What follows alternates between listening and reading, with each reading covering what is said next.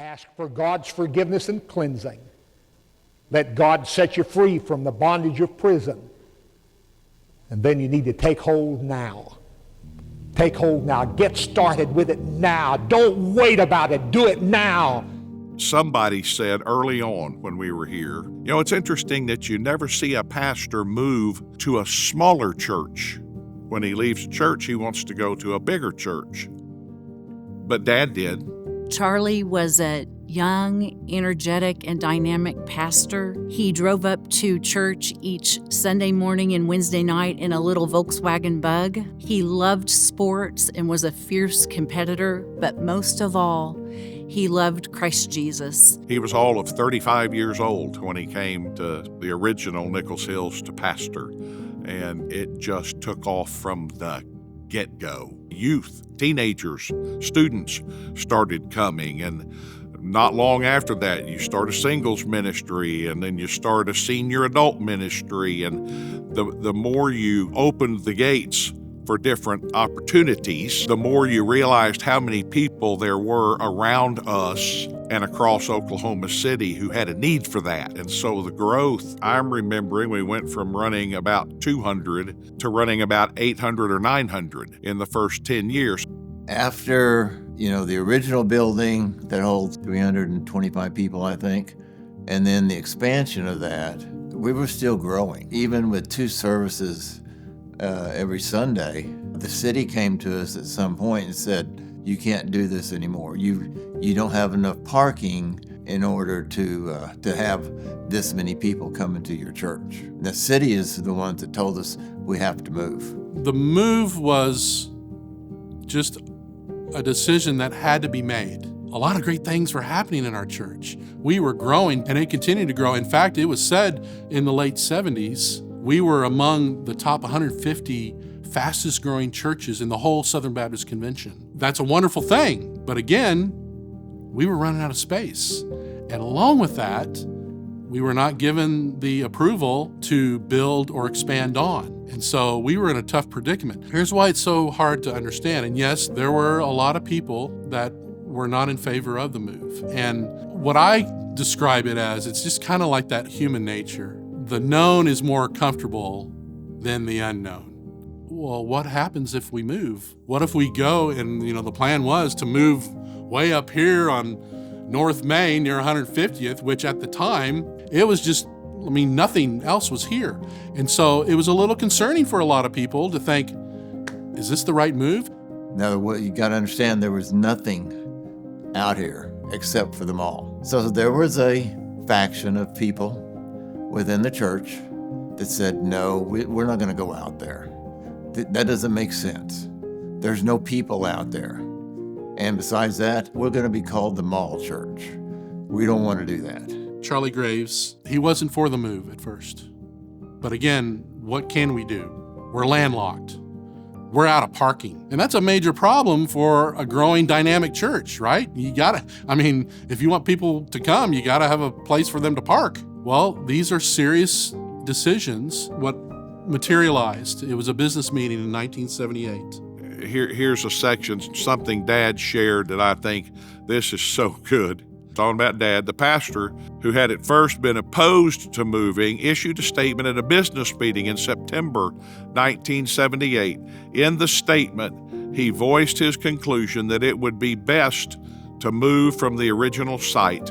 And he concluded by saying, I love this, we're going to minister whether we stay or move.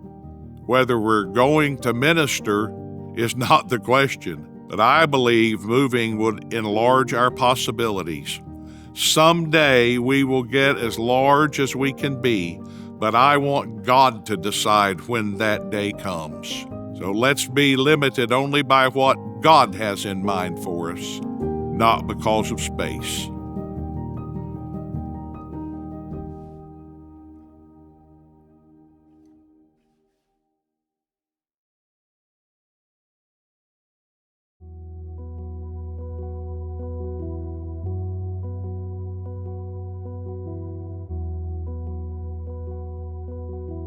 I remember the first service here. I sat in the balcony up there. It was pretty full. The carpet was red. There was a giant runway out in the middle here. I remember people being pretty excited, to come into a brand new, beautiful building. I came to Quail Springs in early 1983. I was a senior in college, and I just visited one Sunday. And when I left, I thought how blessed this congregation was to be able to worship like I had worshiped that morning. It was exciting. They had recently moved to this location. Everyone was wearing a New Day sticker. The choir was fabulous. The preaching was so good, and I was so excited about my experience here. And so the next week I came back and I brought a friend with me because I was so excited about it. Are you an OU football fan? You're young, but Keith Jackson is one of the best tight ends we've ever had. We were having a revival, and he was supposed to be giving his testimony, and we're doing the music, and we're doing and it's almost time to preach, and he's still not in the building. He finally comes through the front doors. Keith Jackson got up. He said, "I'm sorry I'm late." He said, "I've been driving all over Nichols Hills for an hour," because it was Nichols Hills Baptist Church still. Well, he assumed that'd be in Nichols Hills. People are coming in and they're saying, "Why are you called Nichols Hills? You're not in Nichols Hills." It was brought up that we need to change the name. Quail Springs is what made sense. But again, we don't want to be the mall church. The more we talked about it, the more sense it made, because this is going to grow and everybody's going to know that this is where Quail Springs is. And it isn't going to be just the mall. It's going to be the whole area.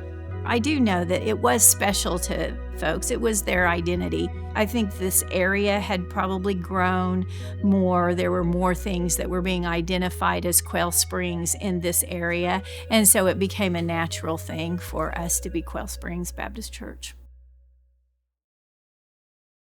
So a lot of things happened as the years went on, but God blessed it all and continues to bless. There were a lot of people, even after we moved here, under Charlie Graves' influence, a lot of people surrendered to full-time ministry.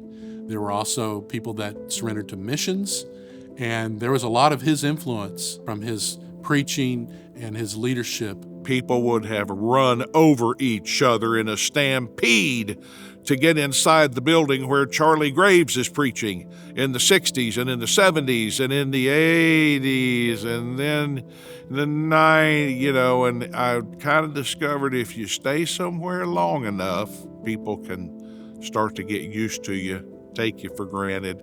We weren't growing, the numbers weren't it kind of fell back a little bit. And after we moved out here, there was an initial boom and burst of excitement. A lot of things were changing. And so I think he understood. There was time for an innovation. There was time for younger blood, if you will. I think part of it, and sadly to me, I think it hurt Dad's heart, because he was still the same man he had always been. He was still the best preacher I've ever heard. But he knew that people weren't responding as they once had. He was loved all throughout his years. And I think it was handled just with the understanding that it was time. And we continued, with leadership to come. I am so happy to present to you and to introduce to you this morning Dr. Hans Dilbeck. Standing, let me tell you that we accept your offer to come and be pastor.